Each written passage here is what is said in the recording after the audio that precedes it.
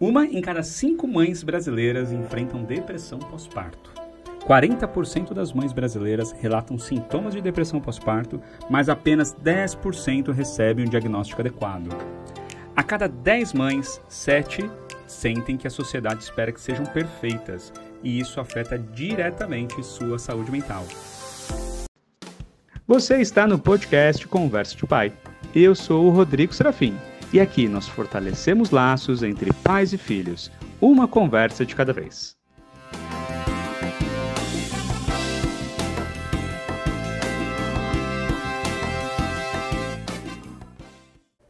Estou aqui com elas, formada em comunicação social, pós-graduada em psicologia do consumo, formada em estudos familiares e certificada pela Escola da Educação Positiva, que fez uma transição incrível do mundo corporativo para estar aqui com a gente, compartilhando ideias e energia, né? Claro que a gente acredita muito na energia do bem aqui também.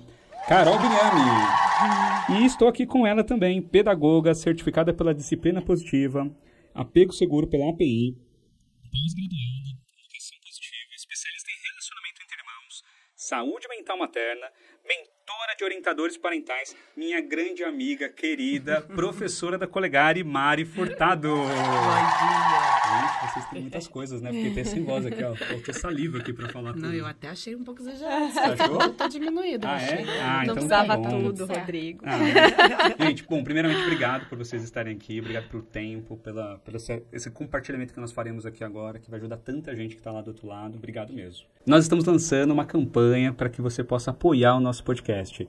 Você que está ouvindo, assistindo o nosso episódio aqui de hoje, vai lá na nossa descrição, tem lá, apoie-se o podcast. E lá você clicando, lá você pode fazer um apoio financeiro e ajudar com que a nossa mensagem chegue cada vez mais longe. Vamos lá, meninas, e estamos aqui para falar hoje de um assunto que é um assunto tão sensível e ele é muito falado em maio. Eu não sei por que ele é só falado em maio, depois vocês explicam por quê. Eu queria ouvir um pouquinho de vocês para entender o que é o Maio Futacor. E por que ele tem uma importância tão grande hoje por que ele ganhou um mês ali de referência, esse mês de sensibilização, de conscientização? Me contem por quê. De onde surgiu esse Maio Futacor? Bom, posso começar? O Maio Furtacor, na verdade, ele veio no intuito de aproximar mesmo esse assunto, né, ao mês das mães, né?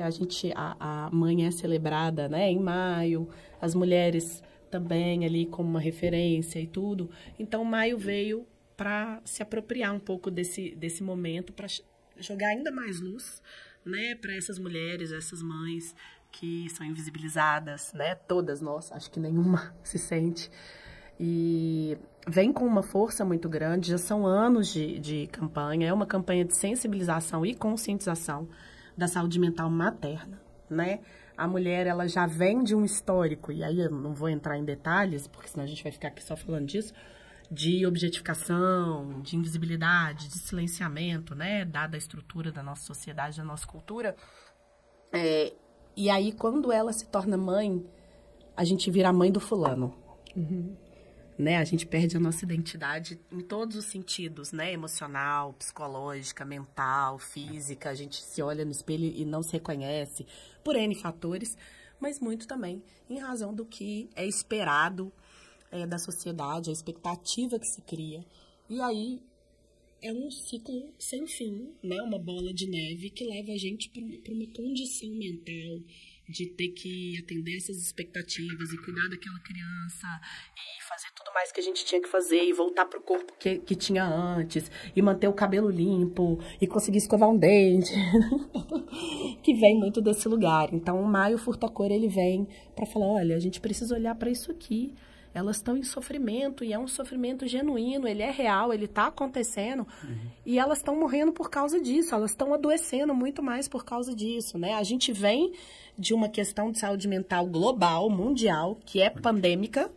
A grande pandemia que a gente tem hoje, né, é a questão da saúde mental no mundo, principalmente pós-pandemia, pós-Covid, mas a da mulher, da mãe, é ainda mais potencializada por causa de todos esses fatores.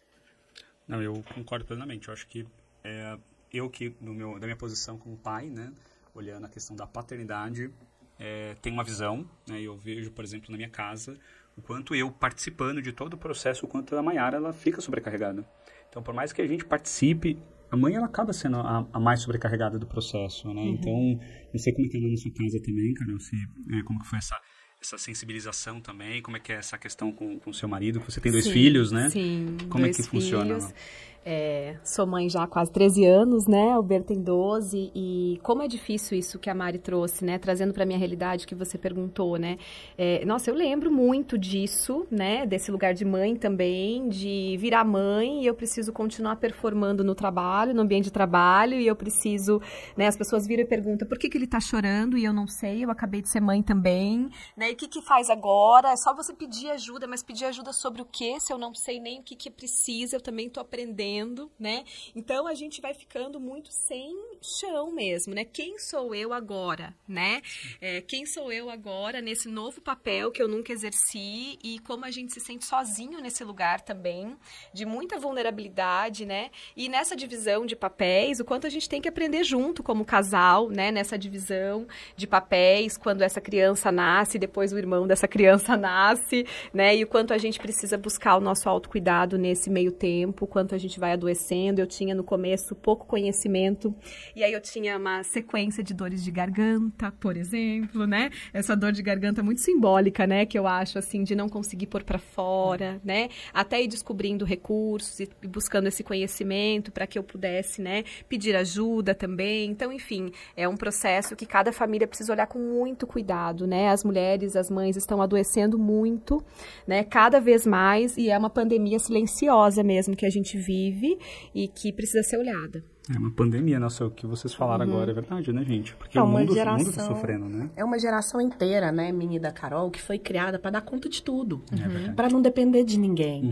Então, o pedir ajuda é muito difícil, né? A gente foi acostumada nesse lugar de eu estou te educando, você vai estudar, você vai ter as melhores escolas, faculdade, curso de inglês, vai fazer intercâmbio. Claro que eu tô falando aqui num recorte ainda muito privilegiado, porque se a gente for adentrar as camadas, isso é infinitamente mais profundo e eu tenho certeza que a gente vai falar disso daqui a pouquinho. Então, a gente foi educada para não depender de ninguém. E aí, quando você é educada para não depender de ninguém, você vai falar assim, eu tô precisando de ajuda. E não é uma ajuda mirabolante, é uma ajuda segura aqui 2 minutinhos, porque eu preciso fazer um xixi. Sim. Entendeu?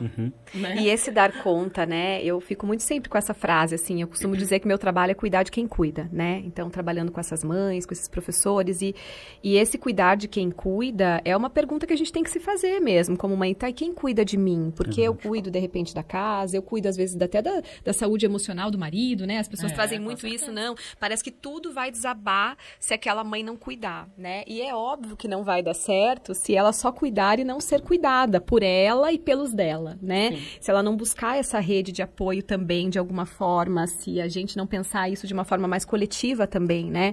A gente não consegue dar conta. Esse dar conta não existe, né? Qual é o tamanho dessa expectativa que é dar conta, ficar magra, fazer exercícios físicos constantes, estar ali plena, maravilhosa, ser uma excelente esposa, ser uma excelente profissional, meus filhos são educadíssimos. Então, é irreal isso. E é óbvio que a gente fica preso nessa expectativa irreal, né? Deixa a gente adoecido, né? E a gente tá falando aqui de alguns aspectos e eu não sei, tá? Talvez eu faça um comentário aqui, se eu fizer um comentário errado, vocês me corrigem, mas eu acho que a questão dessa saúde mental, ela tem um aumento, talvez, um peso muito maior quando essa criança nasce. E aí nós temos aí o puerpério, que é tão falado, né? Eu falei lá no comecinho, a primeira frase que eu falei, que 1 a cada 5 mães. Gente, é um número muito alto. Eu acho que tá falso isso aí. Eu Será acho que tem mais também. Eu acho que é 5. O que é 7 de 10 aí também é 10 de 10. Ah, então é porque quem falou que não mentiu, eu acho. Mentiu. Ou não sabe o que é, talvez. Não, até pode até não ter consciência, mas é porque fala muito ainda desse lugar que a gente tá falando. Não, pra mim tá tudo ótimo, eu dou conta, sabe? Porque é uma máscara mesmo que durante muito tempo, e eu acho que o nosso trabalho, né, Carol, como educadoras parentais, como quem cuida de quem cuida, porque a gente está falando o tempo todo, nós somos educadoras parentais, a gente cuida das infâncias e das adolescências, mas não tem como a gente cuidar das infâncias e das adolescências se a gente não cuidar de quem está cuidando também dessas infâncias e dessas adolescências, né? E é inclusive a gente também, né? Então, de um lugar de não... eu não preciso, tá tudo bem comigo, e de manter a máscara ali. E a gente vem de uma desconstrução muito grande, né? Sim. Eu tenho muitos anos atuando, Carol também e tudo, de ainda assim ser difícil não entrar nesse lugar. Não, eu dou conta de tudo. Deixa comigo, manda a bola que eu vou bater ela aqui no peito e dou conta, sabe? É verdade. E a gente vem de um processo de autoconhecimento, e Carol trouxe a questão do autocuidado. Não tem como a gente falar de saúde mental se a gente não falar de autoconhecimento, se a gente não falar de autocuidado. Né? Isso ainda é muito elitizado. Isso ainda é muito discriminado no sentido de, isso aí não é para qualquer um. É muito caro, financeiramente falando. Né? Você se permitir esses processos, são processos caros. Né? Que não são viáveis. Mas aí você tem órgãos públicos, você tem as instituições, você tem o Estado que toma conta disso, tem os CRAS, tem os CREAS, tem os PIPs, os PAEFs que fornecem ajuda psicológica para essas mães, né? Para essas famílias. Tem, mas na prática é uma coisa.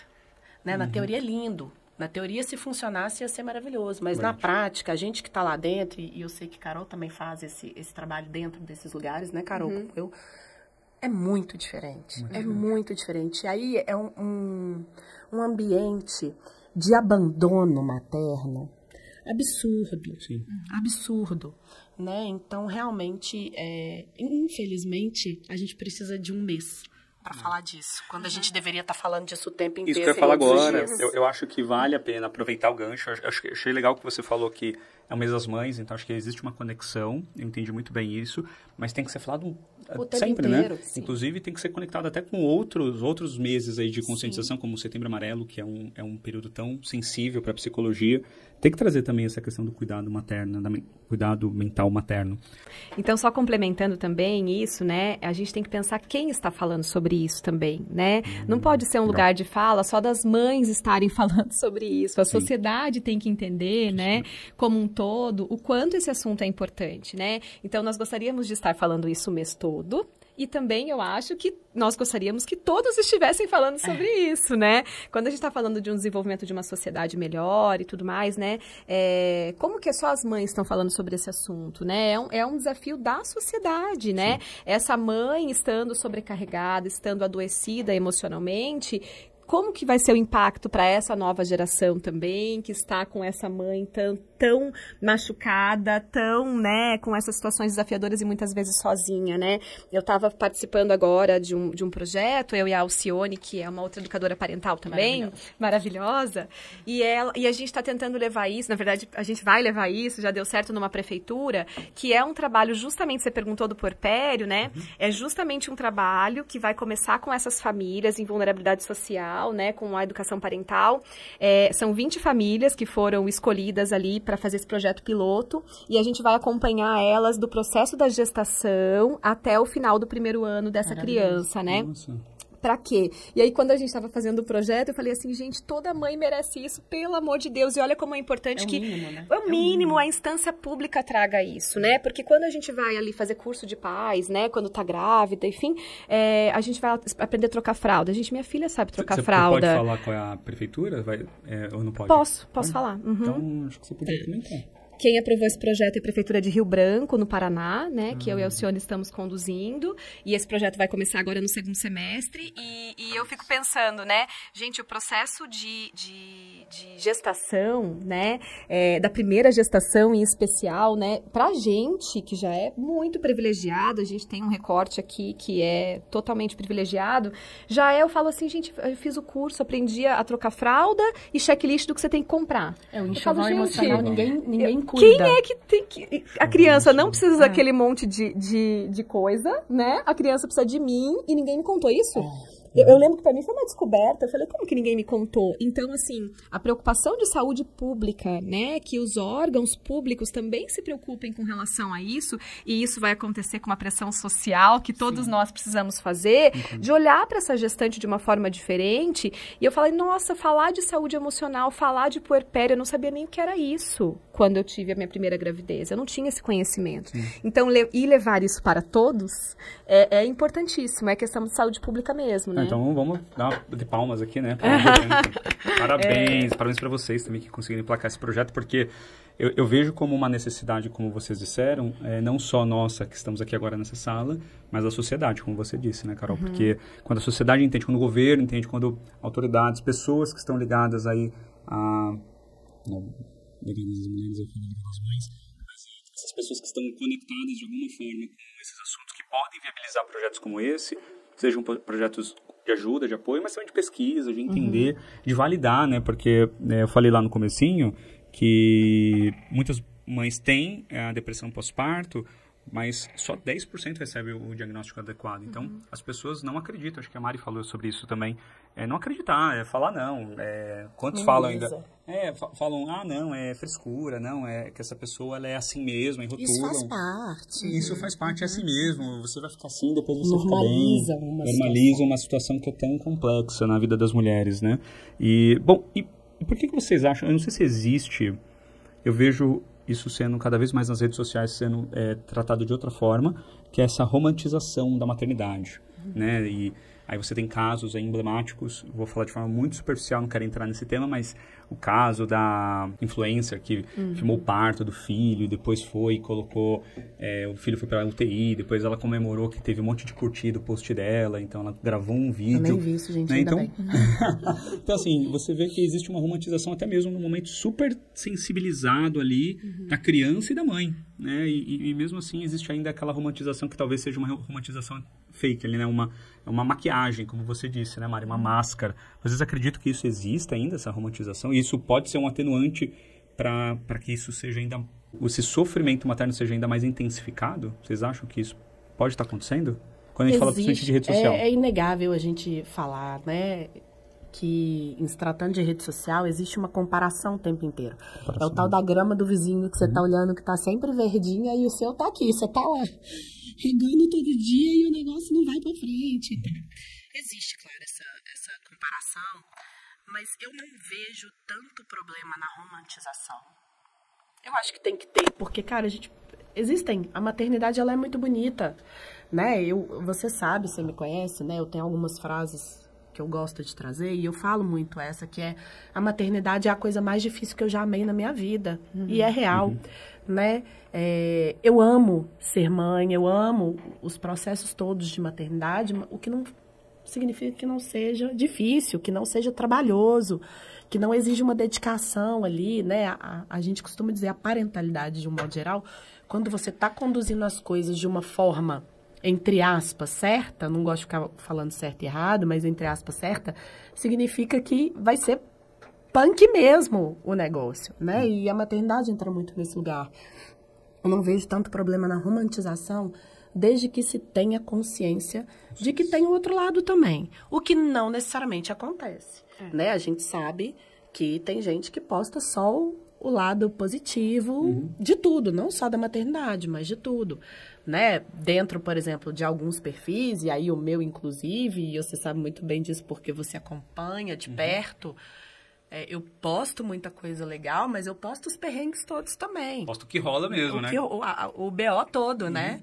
E faz parte, e é isso. E a gente precisa humanizar a maternidade, né? A maternidade está muito no lugar da Mulher Maravilha. Está muito no lugar do tipo...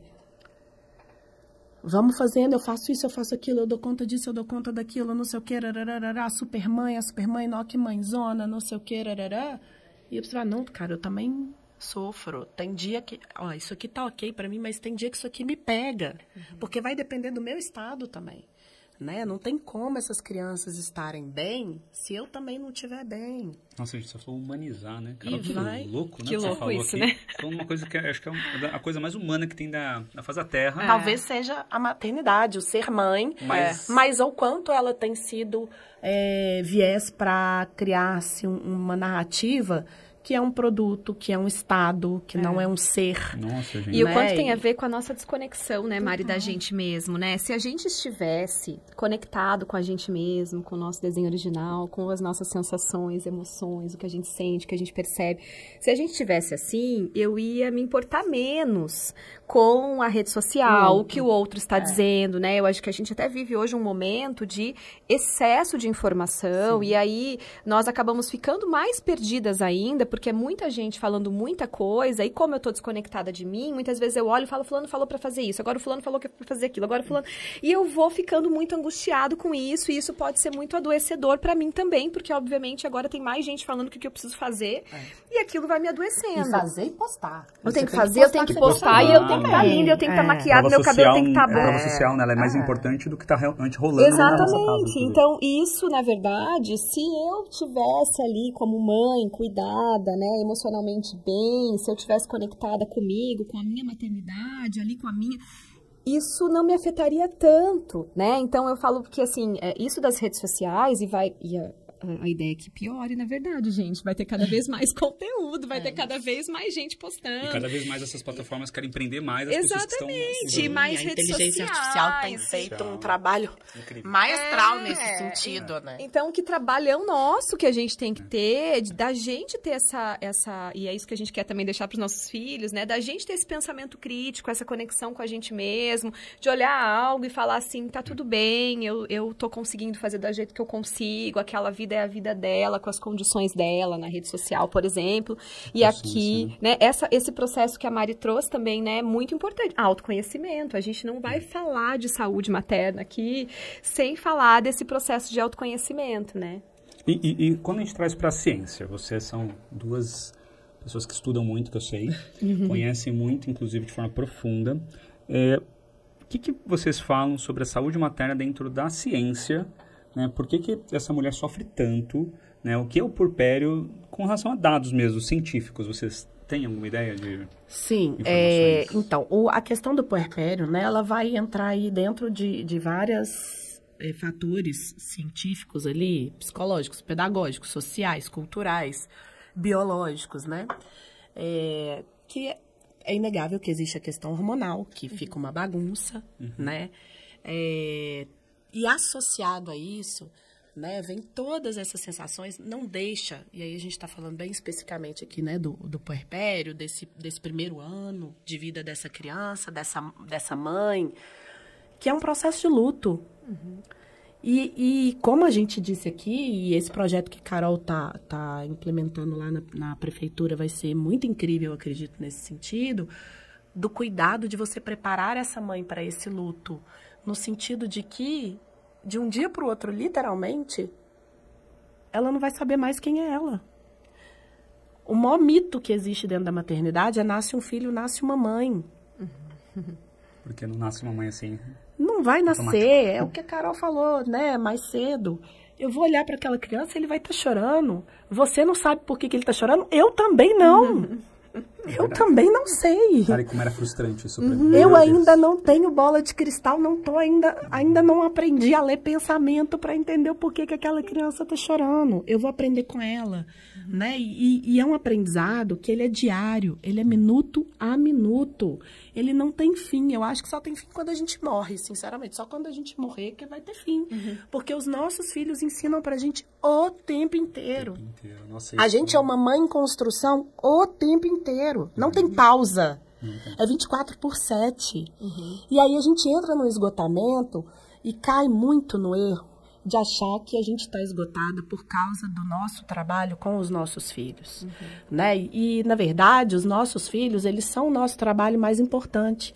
A gente está esgotada, a gente está exaurida, a gente não tem nem forças mais emocionalmente falando, fisicamente nem se fala, mas emocionalmente falando, porque a gente não tem rede de apoio, não tem estrutura pública. Tem, mas ela não, como eu disse antes, não acontece na prática. Porque se a gente tem uma rede de apoio que não só participa, pai não participa, você sabe muito bem disso, você vive isso na sua prática, né? O pai, ele divide as funções, né? Se você não tem uma rede de apoio que seja paga, e nós três aqui, ó, mais uma vez, né? Tudo alecrim dourado privilegiado, que tem condição de ter uma rede de apoio paga. Mas se você não tem uma estrutura pública, né? Uma organização pública que provê isso para uma mãe que precisa ter 3, 4 empregos para levar um mínimo para dentro de casa. Como é que eu vou falar de saúde mental materna para uma mãe dessa? Eu não consigo. Ela não tem força porque ela não comeu aquele dia inteiro para poder dar de comer para o filho e para a filha aqui dentro de casa. E a rede de apoio são os filhos mais velhos. São os filhos mais velhos. Os mais velhos quanto? 9, 12 anos. Então 10 a gente quer morrer, né? Então assim, lá cozinhando, cuidando sozinhos em casa dos menores, né? E essa mãe ainda depois é acusada de estar abandonando as crianças ali. Mas como é que ela faz? Porque se ela não sair para trabalhar, a criança vai morrer de fome. É verdade. Então a gente entra num ciclo sem fim e que ninguém faz nada. E aí é o que a Carol trouxe. A gente precisa que a sociedade olhe para isso, e por isso o Maio Furta-Cor vem gritando, e vem colorido, e vem com movimentos animados, de passeatas, de eventos, que chamam, que fazem esse convite, né? Porque o Brasil funciona muito na base do carnaval, da alegria, do oba-oba, então vem muito nesse sentido. É claro que conscientiza, que fala de coisa profunda, mas traz dentro desses contextos mais, entre aspas, ali de entretenimento, para chamar essa atenção mesmo, porque quem está cuidando da mãe é outra mãe. Quem cuida da Carol sou eu. Quem cuida de mim é a Carol. Na hora da confusão e tudo, quem cuida da mãe é uma outra mãe que está dando a mão para ela ali. Sabe? E ainda assim, por mais que esse movimento esteja se fortalecendo cada vez mais, de uma mãe cuidar da outra, né? Foi a campanha do Maio Furta-Cor ano passado, eu tô até com a blusa. A desse ano é saúde mental materna, direito de todas. E é um direito de todas, mas e na prática? Ele está acontecendo? Ele não está acontecendo. Ele acontece, tá?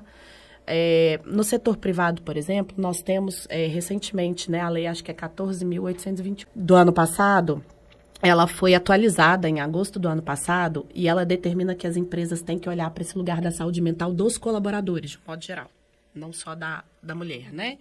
Não só materno. E nós temos a ANR número 1, que é regulamentadora ali das empresas, que definiu prazo que, coincidentemente, hoje, 26 de maio, é o prazo final. Eles têm que começar hoje planos reais para cuidar da saúde mental. Né? Então, é um trabalho, por exemplo, que eu faço, né, já tem uns anos, mas ano passado foi muito forte, através do ITC, né, do Instituto Trauma Care. A gente fez várias palestras, várias trilhas, vários ciclos dentro de empresas multinacionais que a gente levou a saúde mental para dentro. Então, no privado, a gente ainda vê isso acontecendo, porque a lei está exigindo. Mas e no público? Que é a grande maioria. Que é a massa. Que é quem realmente está no sofrimento mais profundo dessa saúde mental. E agora a gente até tem a lei da parentalidade positiva também, né? Que também é uma lei recente do ano passado, que também visa promover, né, a diminuição dos índices de violência doméstica com as crianças e tudo mais. Mas eu percebo muito que as pessoas até... Entendi, sei que tem, né? Publicamente falando, mas como que faz? Como que faz isso, né? E a gente volta também nessa capacidade que as mães têm, né? De colocar isso adiante dentro das suas realidades pessoais, mas o quanto isso é difícil, desafiador no contexto que a gente vive hoje, né? Com a expectativa que nós temos hoje, né? Tudo isso que vocês falaram, eu preciso falar sobre uma coisa. Vocês viram o roteiro, né? Como a ausência de uma rede de apoio afeta mães e crianças. Estamos aqui falando agora sobre dicas e possibilidades para essas famílias que estão nos assistindo. E agora chegou a hora do nosso Dica de Pai. A Dica de Pai de hoje eu quero trazer aqui sobre ser rede de apoio. Não é só estar presente. É também oferecer escuta, acolhimento, validação. Porque às vezes uma mãe, ou até um pai, vou falando aqui de rede de apoio, vou extrapolar aqui, né, vou olhar para a família. Ela precisa de alguém para falar, poxa, eu tô vendo você.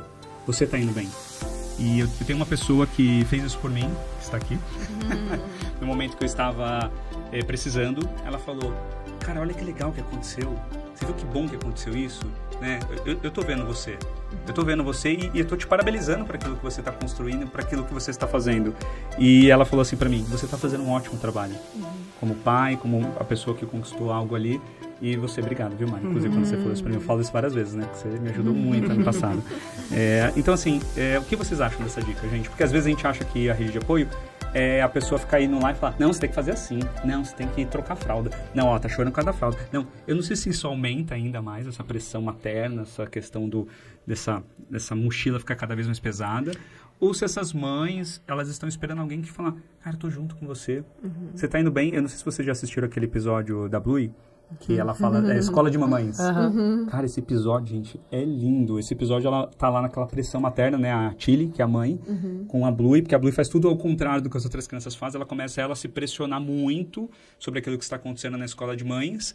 E, de repente, uma mãe lá super sobressaindo, assim, fazendo tudo certinho, sendo a perfeita, né? E ela se comparando a essa mãe perfeita. Aí, essa mãe perfeita senta do lado da Tilly e fala, você tá indo bem? Você tá fazendo tudo muito bem, porque você tá dando o melhor de você. Sim. E aí ela fala, não, mas como que você sabe de tantas coisas assim sobre bebês? Aí ela abre assim a carteira dela, mostra que ela tem outros 8 filhos. Cara, eu já dei 8 vezes aqui nesse percurso, e mesmo assim eu vou continuar aprendendo. Né? Então, o que vocês acham? Tem o livro agora, tá? Já que você vai nas indicações do livro, tem o Escola de Mães da Bluey em livro, versão o livrinho. Você tá zoando? Tem. Tá bom. Gostei. O que vocês acharam dessa dica? Eu achei super importante, Rodrigo, essa questão da rede de apoio, que ainda é muito... que às vezes a gente desconsidera, porque a gente ainda tem a crença de que a gente tem que dar conta sozinho, essa crença irreal. E eu gosto de falar da construção e do tecer essa rede de apoio, né? Que a gente teça essa rede, eu chamo isso de tecer, porque é como se fosse uma rede mesmo, que eu preciso ir lá tecer ela e conhecer as pessoas, as pessoas que são mães e pais. Se permitir, das crianças que estudam com as minhas crianças, né? Para trocar. Ontem eu conduzi uma roda aqui que foi muito sobre isso, né? De mães e pais e avós, de pré-adolescentes, né? Saindo um pouco do puerpério, porque nós também precisamos nos unir nesse momento. Isso acontece muito, às vezes, né? Os filhos estão crescendo e eu acho que eu preciso menos, e não, são dificuldades que vão mudando o tempo todo, e os relatos eram no final, nossa, como isso foi importante, né? Tem aquele provérbio africano que a gente sempre tem que trazer, que é preciso uma aldeia inteira para criar uma criança, e a gente precisa falar disso quando a gente está falando de rede de apoio. A gente não vai dar conta sozinho, não fomos programados para isso, né? A antropologia vai trazer lá atrás, né? E outras comunidades, né? Dos nossos ancestrais, né? Tem um livro até que fala dos esquimós, o quanto os esquimós trabalham juntos em comunidades que existem até hoje, né? Comunidades remotas, onde toda a família trabalha junto, e a comunidade também, e aquela criança é cuidada por todos, né? E nós achamos que vai dar certo isso, da gente ficar cada um no seu apartamento, sem saber o nome do vizinho, e cuidando do seu filho, e dando conta de postar sobre... Não vai dar, gente. A gente precisa do outro, né? E como a gente precisa se conscientizar disso e saber que outras famílias também estão na mesma situação, traz alívio, traz troca, traz possibilidades, né? Ontem na roda, uma avó falou, gente, é tão bonito hoje ver esse processo de consciência que vocês estão tendo, né? Vocês mais novos, ela trouxe, porque ela é uma avó, ela falou, eu não sabia disso, né? E quanto isso é importante mesmo, quanto traz conforto pra gente estar junto, caminhando junto, né? Tirando essa sensação de solidão um pouquinho pra trás, né? É verdade.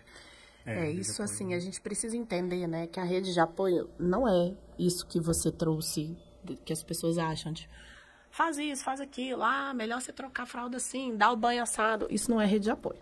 Perfeito. Isso é rede predadora. E a gente quer manter a distância dela, né?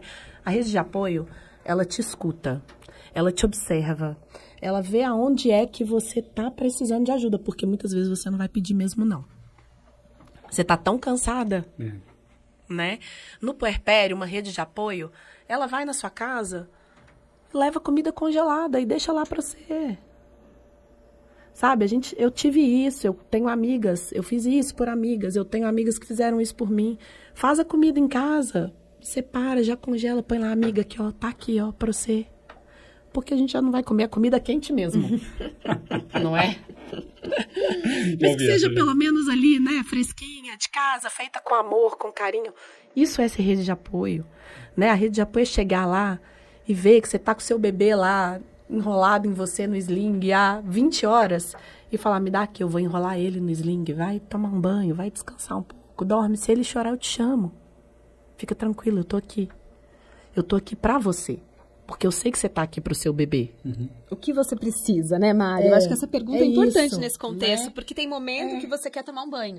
Tem momento que eu quero ficar aqui, mas eu quero que o almoço suja. Isso. Eu quero que suja, eu quero que a louça seja lavada. A cozinha seja limpa, a casa seja limpa. Então, o que você precisa? Chega lá, passa uma vassoura, liga o robô. Porque, gente, a gente não tem tempo de ligar o robô. A gente tem tempo, mas a gente não consegue ligar, né? E aí, mais uma vez, um lugar mega privilegiado, mas passa um pano, passa uma vassoura, sabe? Convida ela pra... Vamos dar uma volta no quarteirão? Porque a mulher no puerpério, ela tá ali imersa dentro de casa. Nossa, e ela tá acostumada a sair todo dia pra trabalhar. E ela tá acostumada a fazer 1001 coisas e, de repente, ela tá só, aqui entre aspas, cuidando daquele bebê que nem conversa com ela, então ela não conversa com ninguém o dia inteiro. Deixa eu falar aqui uma situação comigo, que é também de um lugar de privilégio, mas eu consegui vivenciar isso. No nascimento das minhas 2 filhas, eu consegui ficar 30 dias em casa. Isso é incrível. Não fiquei os 5, né, que não é nem lei, né, inclusive. E 5 dias realmente é muito pouco. O carnaval dura mais. O carnaval dura mais. Então, eu consegui ficar 30 dias e isso fez um reflexo tão grande na nossa vida. Foi mais fácil? Não. Teve as mesmas dificuldades, tudo isso que vocês falaram aconteceu. Essa questão da questão hormonal, a questão da Mayara ter ficado mais introspectiva, ficou chorosa e tudo mais. E eu tive, assim, um estralo que eu percebi que para ela era muito difícil acordar nas madrugadas. Com a Ana, nos primeiros dias, eu já tinha percebido. Eu falei para ela, a madrugada é minha. Foi meio que automático. Você dorme, porque eu sabia que ela tinha que dormir. E era uma necessidade dela. E até hoje, gente. A Clara ou a Ana faz... E agora o Floquinho também. eu já acordo, assim, né? Então, porque acho que ficou uma coisa tão profunda ali em mim. E eu falava muito pra ela, o que eu preciso fazer pra te aliviar. Porque eu sei, gente, que tem coisas que eu não consigo fazer. Teve questões que ela passou que só ela estava conseguindo. Só ela estava passando naquele momento. Então, isso que vocês falaram, eu tentei fazer meio que de forma orgânica, de falar assim... Cara, o que eu posso fazer? Eu via que ela estava ali num momento muito desafiador com a chegada da Clara, que é a minha filha mais nova. Ela querendo dar atenção para a Ana, não conseguindo. A Ana sentindo essa falta de atenção. E ela não conseguindo viver com aquilo. Eu falei, tá, eu vou deixar você com a Clara, então. Eu vou sair um pouco com a Ana, para a Ana se sentir pelo menos olhada também, que ela queria se sentir olhada, mas ela não estava conseguindo. Quando eu voltava, aí a Mayara falava, nossa, obrigado por você ter saído com a Ana. Porque para mim foi um alívio saber que vocês estavam fazendo alguma coisa divertida. E eu consegui dormir um pouco junto com a Clara. Era aquilo que ela estava precisando, é o que vocês falaram de observar, né? Então não é eu estou aqui, faz isso, faz aquilo, mas sim observar, ouvir. Eu ouvia muito.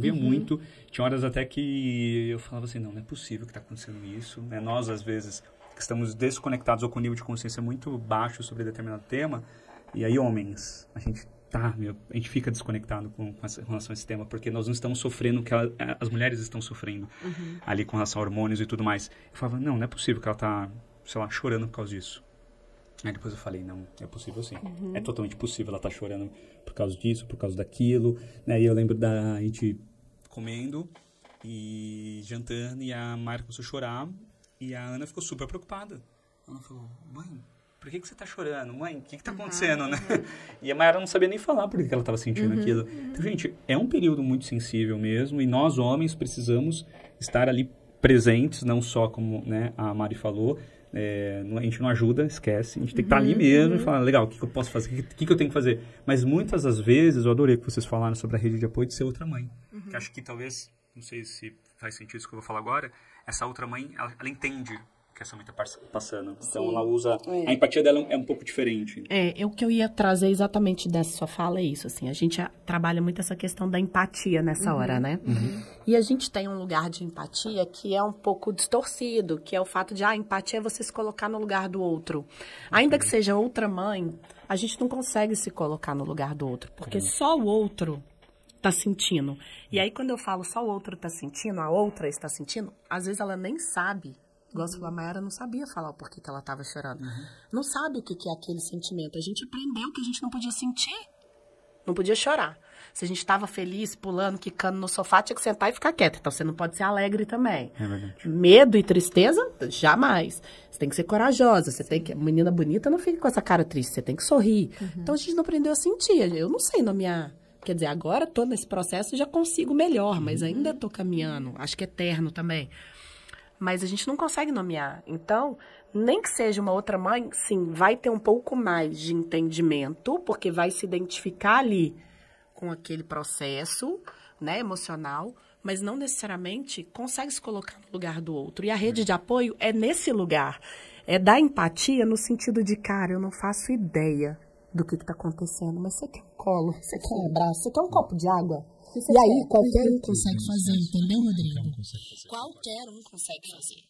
Porque senão também coloca nesse lugar que eu e Carol trouxemos aqui, de que só uma mãe consegue cuidar da outra. E aí é muito fácil fazer isso. Sim. Entendeu? E não é por aí. E eu ia complementar até, isso que a Mari falou é bem importante, gente. A gente precisa validar o que está acontecendo. Então, uma dica do que não fazer é encontrar essa mãe, especialmente no puerpério que a gente está trazendo, e falar para ela, mas você não precisa se sentir assim. Né? Essa é algo que a gente não precisa e não pode falar, porque assim, validar o que essa mãe tá sentindo, né? Às vezes, e muitas vezes, o processo, para mim, o processo de autoconhecimento, de verdade, de me conhecer, entender o que eu senti, validar o que eu sentia, veio com a maternidade, né? Sim. E esse é um portal que muitas de nós, mães, acessam naquele momento, que bom, né? É um grande convite Sim. que a vida nos traz de olhar pra gente mesma, as nossas impotências, nossas vulnerabilidades, que até aquele momento a gente não acessou e que a gente ficou lá estudando e trabalhando e achando que a vida era sobre isso. E, de repente, você se pega impotente diante de uma criança que eu falei agora, eu não entendo de relação humana, eu não sei o que eu sinto, eu não assumo o que eu sinto. Então, naquele momento, a gente não olhar para essa mãe, e isso vale para marido, para qualquer pessoa, vizinho, qualquer pessoa chegar e dizer, você não precisa se sentir assim, porque você tem que ver tudo que você tem. Não é sobre isso, gente, não é um processo racional, não é uma ingratidão.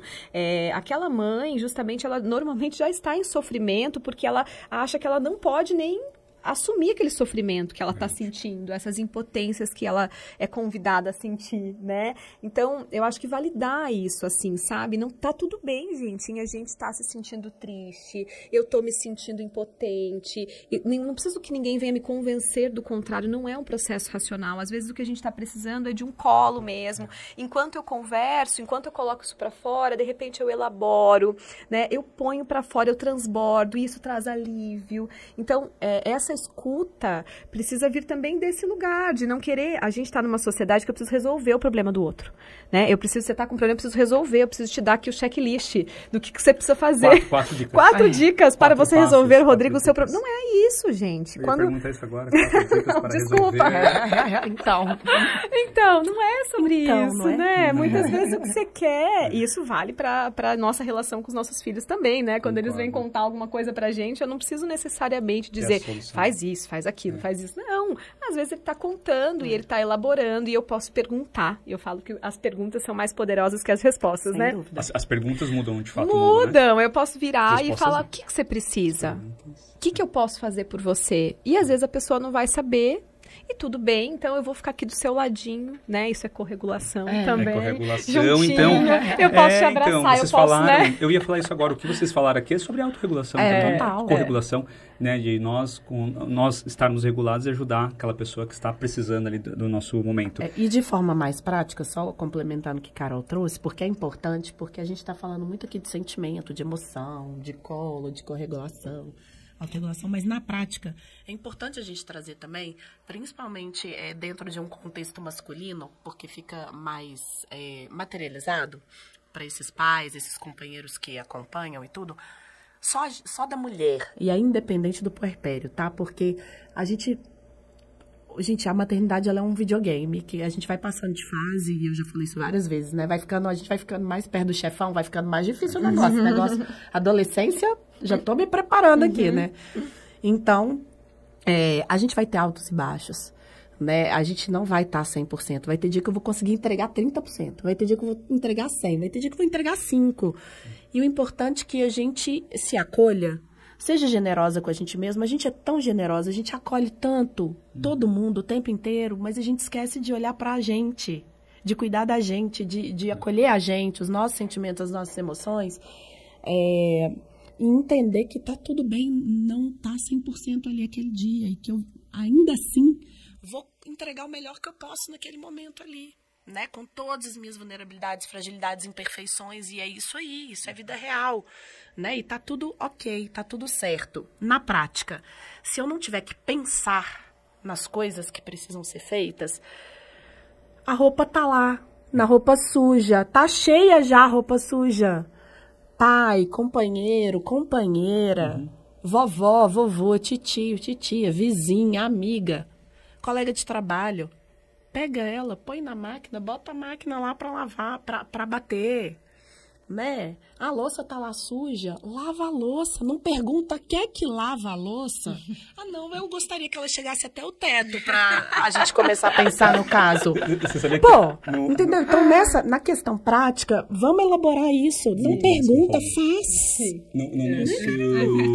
Num dos nossos primeiros episódios do Conversa de Pai, eu não lembro se foi o 4 ou 5, vou deixar o card aqui, para quem tá no YouTube.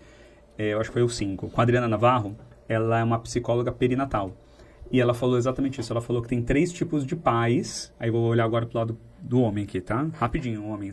Prometo que você precisa aqui no meu argumento. Existe o pai, que ele é um pai negligente. Ele nem aparece. Esse pai eu já sei que ele nem aparece. Existe o pai que participa, que tá ativo, que bom que ele tá aqui me ajudando. E existe o pai mais ou menos, que é aquele lá que não tá ativo, não tá presente, mas também não é negligente, mas é aquele que eu tenho que pedir para ele fazer as coisas. Que aí qual é o problema? É o cansaço dobrado. Eu tenho que lembrar, tenho que me preocupar e ainda ter que falar para a pessoa o que ela tem que fazer. Assim. Então é um cansaço duplo. Sim. E ela falou que esse terceiro pai é o que mais traz o desgaste, o da peso. Saúde mental materna, sem dúvida. Esse é o que mais detona a saúde mental materna. Esse checklist, gente, invisível, que a gente lida o tempo todo, ele nos adoece, né? A vacina do cachorro, e tem que fazer a comida da tartaruga lá em casa.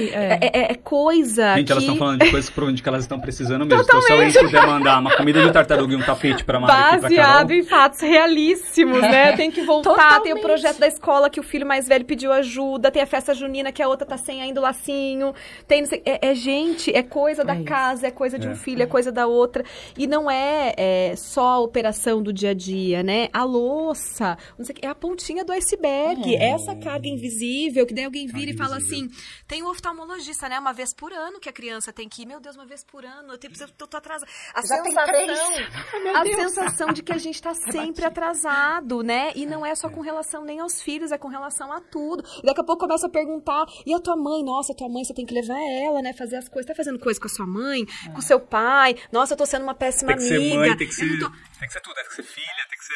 E deixa eu fazer um comentário aqui de algo que vocês falaram lá atrás, sobre essa mudança do autoconhecimento, e pra mim foi o meu processo de cura. Inclusive, a minha camiseta aqui da Âmaga, que paternar cura, e me curou. Porque quando eu descobri que ia ser pai, eu falei, eu quero ser o melhor pai. E eu fui buscar curso para ser o melhor pai. E de repente eu descobri que, na verdade, eu estava sabendo como que era o Rodrigo de verdade. Falei, calma aí, eu ia aprender como ia ser pai, eu tô falando aqui sobre a minha criança interior. Como assim a minha criança? Eu quero falar da minha criança e minha filha, não...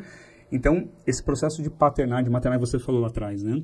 Agradeço a Âmaga também, inclusive, aqui, por ter mandado a camiseta pra gente, aqui do podcast. Obrigado, Paula, time da Âmaga, por ser parceiros e por ter camisetas que falam tão a verdade que a gente está precisando. Eles têm camisetas lindas, inclusive se você quiser adquirir a sua, vai lá no useamaga.com.br e use o voucher Rodrigo Serafim, você tem 10% em todo o site. Mas eu adoro essas mensagens que elas falam com a gente, né? E a Âmaga fala muito comigo. Quando você falou de autoconhecimento, eu falei, cara, pra mim foi uma virada de chave. Eu tomei consciência de coisas que eu nem via, coisas que eu nem percebia sobre mim. E aí eu comecei a perceber sobre os outros também.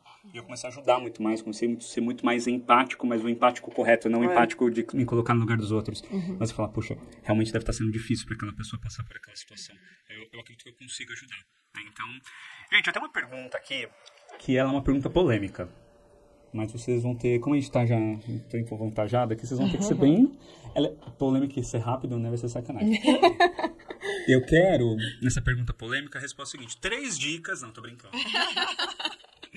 Se nós tivéssemos que dar dicas para esses pais e mães que estão, né, sobrecarregados, olhando muito mais a mãe aqui, que a gente está falando da saúde materna, saúde mental materna, quais dicas vocês dariam para eles começarem? Pensa assim, Dicas muito simples. Vocês falaram tantas coisas legais aqui, vocês falaram de rede de apoio, que é ter aquela pessoa que nos escuta. Ser também, né, uma rede de apoio de outra pessoa, de outra mãe, que vocês estejam ali, né, conhecem, vizinhos e tudo mais. Mas que dicas mais vocês acham que nós poderíamos dar para essas famílias? Eu acho que eu tenho duas, assim, que eu sempre pratico na minha vida pessoal e nos meus momentos profissionais também, são as que eu sempre levo para qualquer lugar que eu esteja inserida, que é a escuta. Né? E uma pergunta que eu faço todos os dias para todo mundo que passa por mim. Como que eu posso te ajudar hoje? Igual de loja que a gente vai, né? Essas lojas de departamento ou de eletrodoméstico e tal. A gente chega e eles perguntam, como que eu posso te ajudar? É isso. Como que eu posso te ajudar hoje? Mas é um como eu posso te ajudar hoje genuíno, verdadeiro. Porque a pessoa precisa sentir. Nossa, acho que eu já vi você fazendo essa pergunta algumas vezes, já, inclusive, tá? Né? Você trabalha junto, né? A gente vê... A gente sabe, né? E coisas... E essa escuta mesmo, de você estar atento ao seu ambiente. Não necessariamente você tá ali na escuta conversando com aquela pessoa, mas você tá dentro de um ambiente, você escuta o que as pessoas estão trazendo. Você consegue, se você tá com a escuta ativa, intencional, você consegue entender o que tá faltando ali para aquela pessoa, a necessidade, né? Então, por exemplo... Dando um exemplo aqui, lá da escola, a gente observou, e eu falei isso com você, que você tem um time majoritariamente, se não todo ali, né, dentro da parte pedagógica, feminino. Então, Rodrigo, ó, vou trazer um chás aqui para a época da TPM, vou deixar aqui, mesmo. A gente construiu massagens, escalda-pés ali para a turma, põe um bombonzinho na época que tá todo mundo... Porque é isso, é escutar isso. E o quanto as pessoas se sentem vistas e reconhecidas e valorizadas por causa de um bombom. É verdade. Você muda o dia da pessoa, né? Então, é muito isso. É essa escuta intencional, ativa e o... Como que eu posso te ajudar hoje? Vamos lá. É isso. Você, cara, tem dicas? Eu acho que eu diria para as mães, muito direcionada para elas, né? Então, eu diria para elas, assim, algo que eu digo para mim quase todos os dias, né?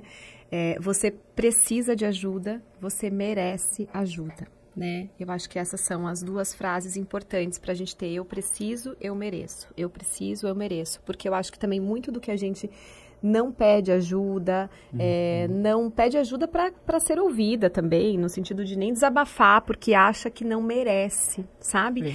Esse senso que a gente tem de que a gente não merece, ninguém vai ter tempo para mim, eu vou atrapalhar, né?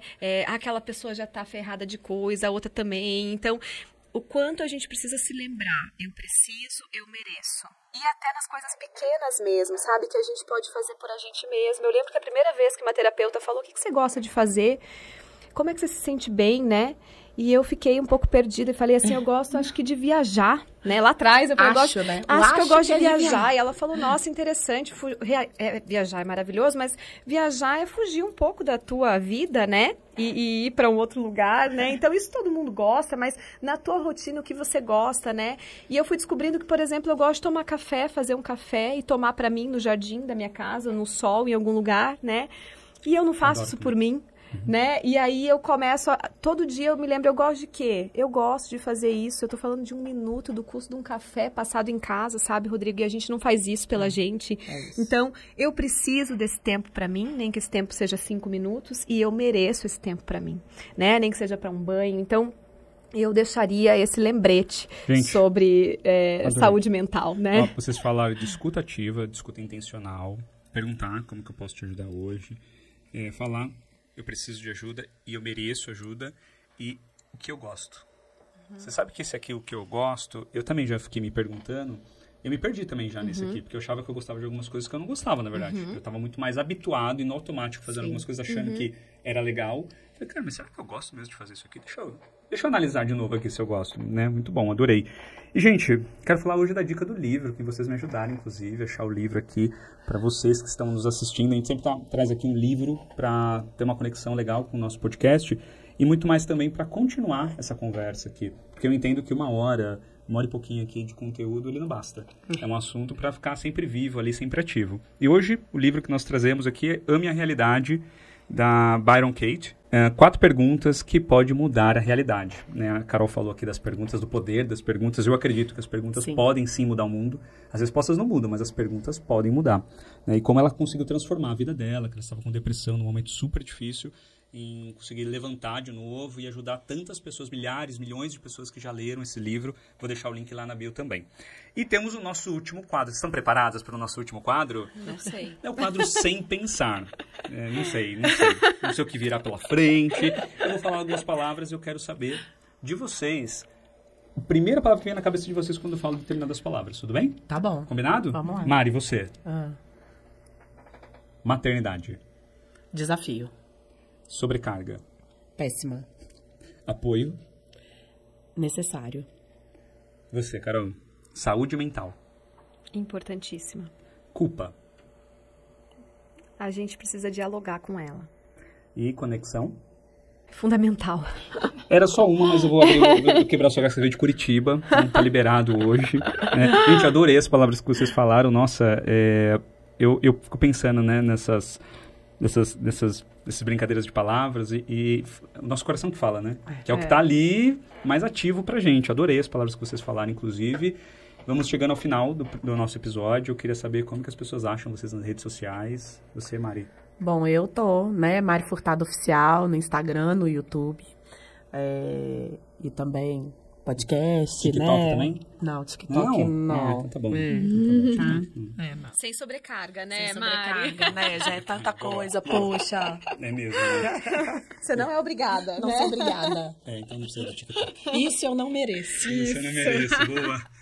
Você, Carol? @Carol Binhame no Instagram, também só no Instagram. Legal. É o que eu dou conta, é o que eu mereço e o que eu posso nesse momento, e é isso. Perfeito. E a frase de hoje é: o maior presente que podemos dar aos nossos filhos é a nossa própria paz interior. Thich Nhat Hanh. Obrigado. Tchau.